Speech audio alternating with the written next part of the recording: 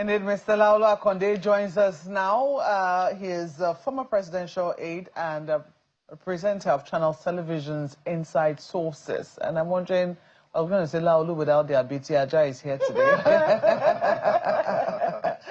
Yes, we have to find something to at least release the tension, because there is a lot of tension in the land. And I'm sure that when you went to the United States, you also felt that tension when you attended the congressional hearing. You've given us a bit of a snapshot while you were there, you know, saying that it wasn't as people thought, that the United States wasn't seeking to invade Nigeria, even though a lot of people had those fears and said they couldn't dismiss it, given what they have seen in other places, how the conversation would usually start, you know, around the country. And before you know what's happening, it has escalated beyond what anyone was thinking.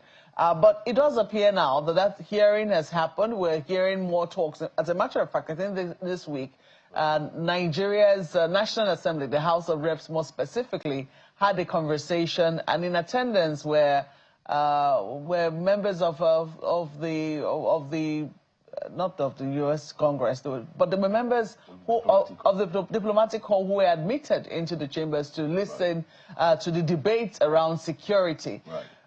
So for you, and now there are now talks of collaboration.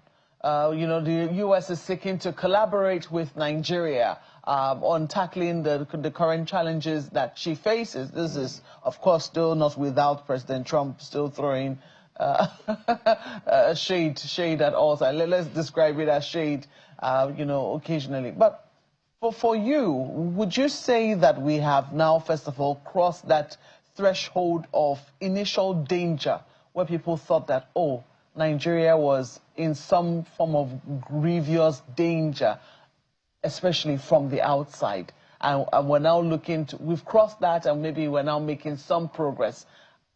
Do you feel assured, having attended that, and also seeing what you have seen in Nigeria? Yeah, I mean, I think that, yeah, of course, we must hold President Trump responsible for the extreme rhetoric, saying that it will go to Nigeria, guns are blazing, it will be sweet and short and all of that.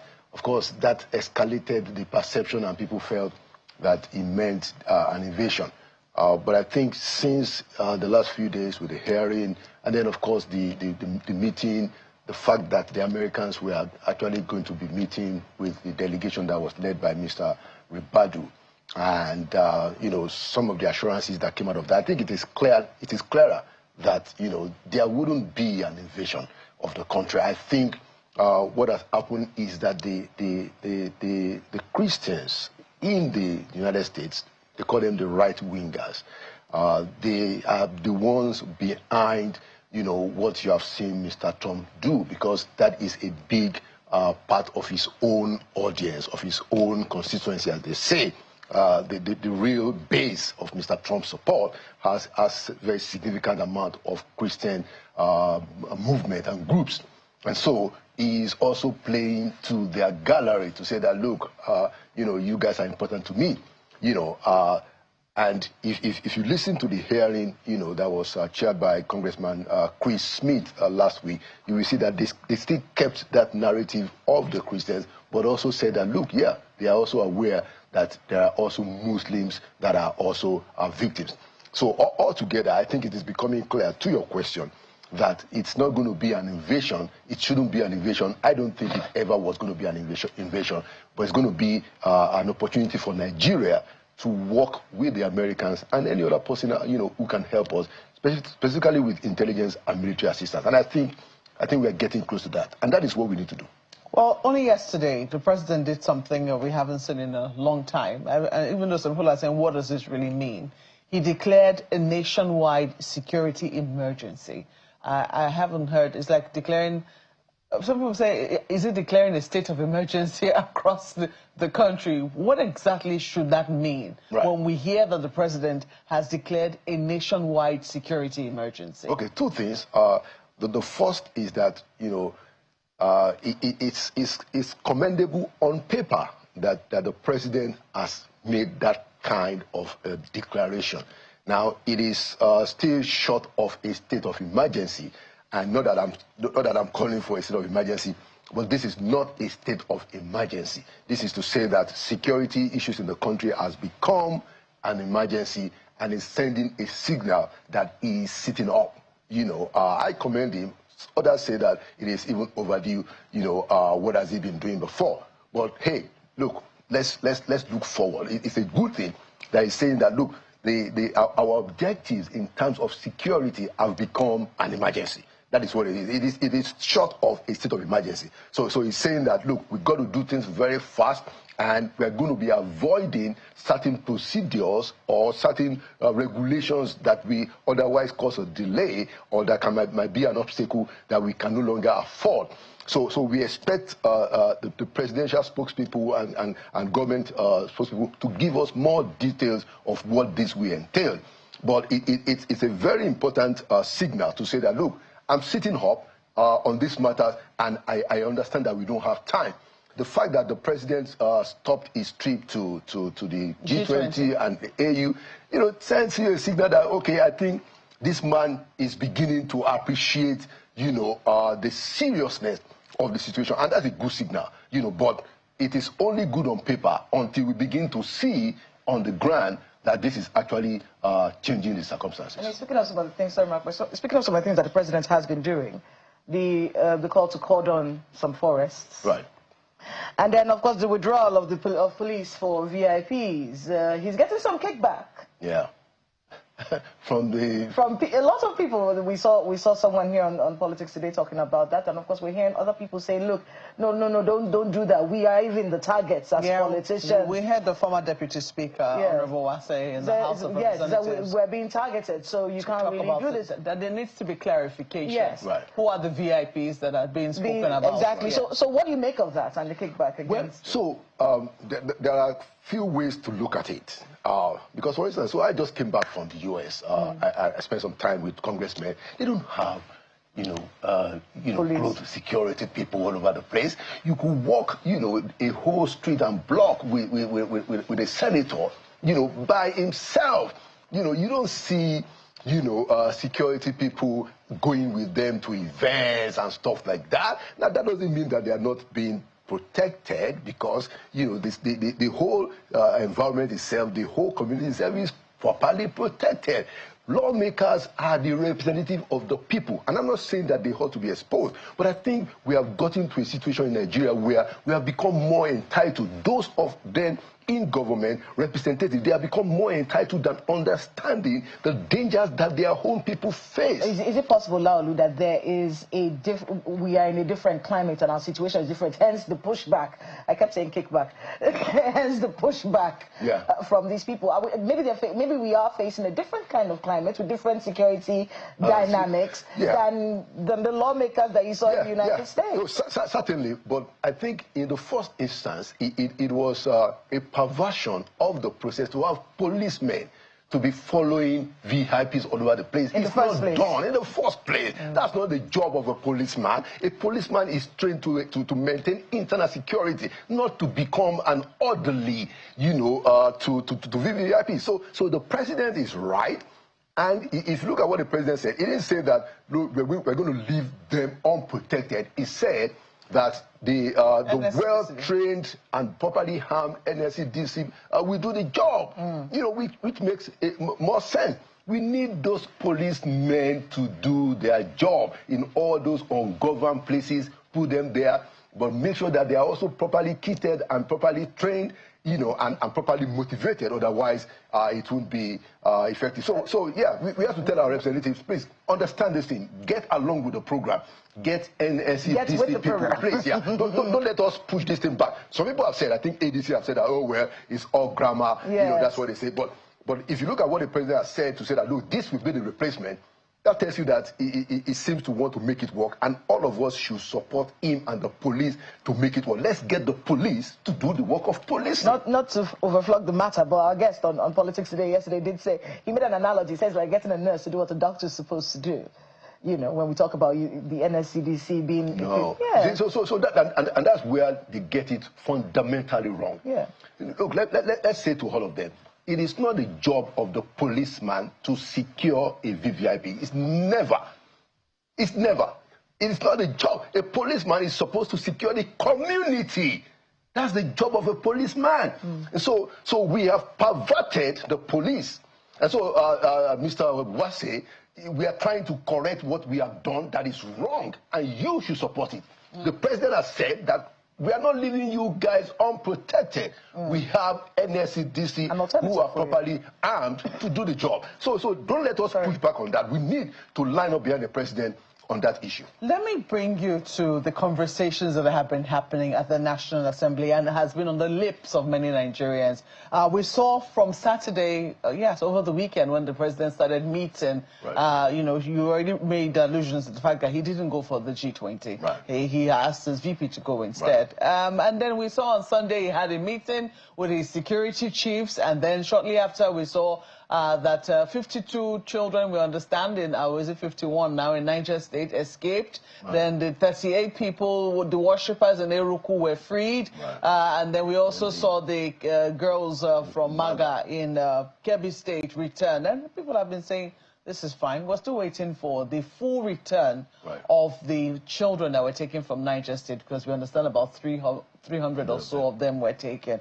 But while we wait for that, there have been questions as to what exactly is happening. Were these people, and let me just put it how the Daily Trust puts it, released, rescued, or ransomed? Or do you think that this conversation is unimportant? Okay, so thank you for asking that question, Maokwe.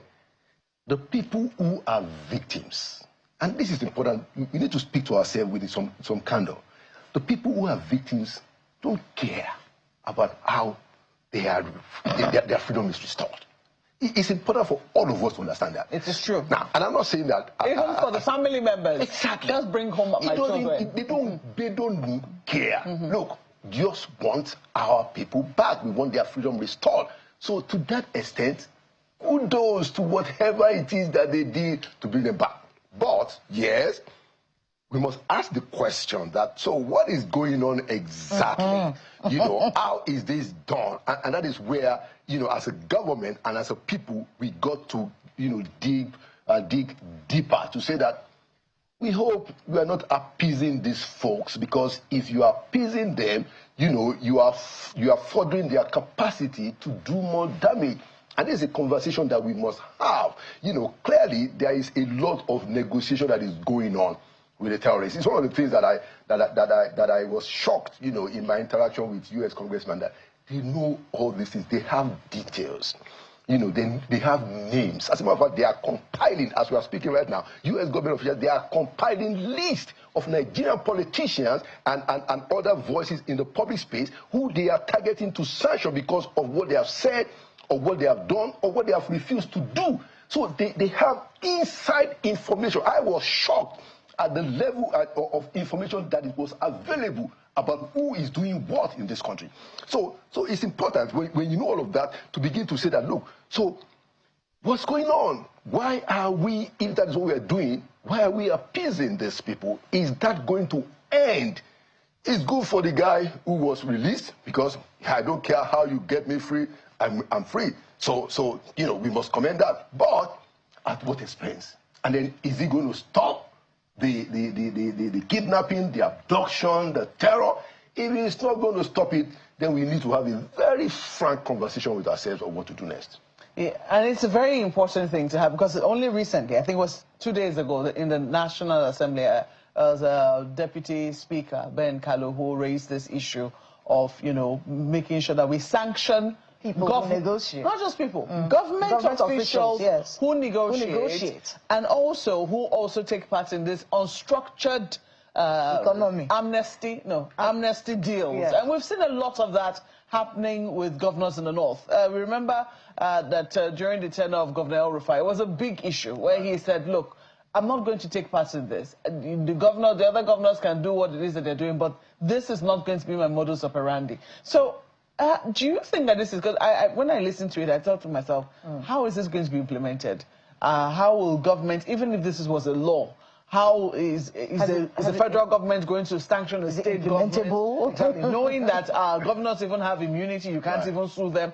What exactly? But I think that ideally, it ought to bring the conversation to the fore. Where do you think that this conversation needs to be happening? Who are those who need to be reacting to that proposal by the Honorable or by Deputy Speaker that this might work or this might not work? Okay, I mean, so first of all, let us dove our hearts for Benjamin Kalu. This is an act of courage, for Benjamin Kalu to come out and say that, look, we want to sanction even government officials who are doing this. And that is what we need to, that's the kind of conversation that we need to have. To say that, look, by appeasing these folks, we are endangering the ongoing security of our people. We cannot continue. And let us make a law to say that if you do it, whether you are inside government, wherever you are, the fact that you are immune as a governor doesn't, give you the temerity to break the law. So I will say that we need to support Mr. Kalu's bill, if it's going to become a bill, to not just about kidnappers, but the entire, terrorism ecosystem. That we should not, nobody should be allowed to appease these folks. Yeah, but I'm wondering, why has the federal government been silent all along? Because this news is not, it's not hidden. It's not done in secret. It's done in government houses. I mean, one would have thought that by now, before Honorable Bengalu, raised this issue, perhaps even the president or the attorney general should have, raised this as a matter of emergency, as a matter of urgency. Yeah. That state governments cannot just be having these conversations. Yes, they want peace, but amnesty, yes, I know that, governors also have the prerogative of mercy, but there has to be something more national in terms of how a government engages, especially when it threatens the peace and the integrity or the sovereignty of a country. But it's so far so good. There's been graveyard silence until this moment. Well, so I mean, the challenge is to the National Security Advisor, whose office has been accused, by no less a person than former Governor El Rufai, who came on our channel to say that, look, this thing is being coordinated by the Office of the National Security Advisor. They have pushed back that they are not. But you are right, even the governors also seem to be, some kind of cavorting is taking place. Although I was surprised that when I was in the U.S. On Thursday at the U.S. Congress, they mentioned Governor Dauda Lawal. They said that there is one governor in Nigeria who has said repeatedly, that he knows where the terrorists are and he can deal with them in a matter of weeks. I was surprised that they have that much detail. So they know the governors who are, speaking with candor, and they know those who are cavorting. They have videos of that goes all over the place in Nigeria, scene of how some terrorists and bandits we interact with politicians, holding meetings, carrying guns. They know all of these things, and that is why we should say that, look, this is a conversation that we must have, because they don't see us as being serious when we tolerate all these shenanigans. And then we are saying that, well, we want to deal with the situation. That's why I hope also that as part of this national emergency that the president has declared, he needs to have a frank conversation with his national security advisors, not just Mr. Nuhu Ribadu, that, look, this idea of appeasing, of paying monies, whoever is doing it, state or federal, we need to stop it now. I think one of the shocking things about that whole amnesty situation and all those the videos keep coming out. You can't check TikTok anymore. All the videos are on TikTok. The terrorists are boasting about it. Yeah. So you can't even deny it. Emboldened. It does feel like I was talking about an economy that we're creating, and many people have posited rather that a lot of these governors they just want peace for their tenure. They just want to be able to pay off people. Let me finish and go. Just kick the can down the road. Kick the can down the road. So the next governor that comes in has to deal with the mess that you created. How can you get governors who are engaged in this? Looking at, many of them feel a little helpless. You have to listen to them when they talk. Right. How do we get them to start thinking about legacy? I want to stop this in my time, not just kicking the can down the road. Yeah, and very important question, Michaela, because that is how we got here. We had presidents in the past who just said that, let me just maintain enough peace. I'm not ready to fundamentally address this problem of insecurity. So we hope that this is going to stop under President Bola Ahmed Tinubu, who seems to have the courage to do it. And what he needs to do is to call the governors to order. But he has to start from his own office. This must start in the presidency to say that, look, the time has come for us. We're just going to have to deal with these terrorists. I think the president should take the advice of Pastor E. Adeboye that, look, don't just crush the terrorists. Go after their financiers and their supporters. Work with the United States, who are already targeted. They know them. I'm sure that the president also knows some of these people. Go after them. Be bold. Use the instrument of force that is under your control to give us some peace and security in this country.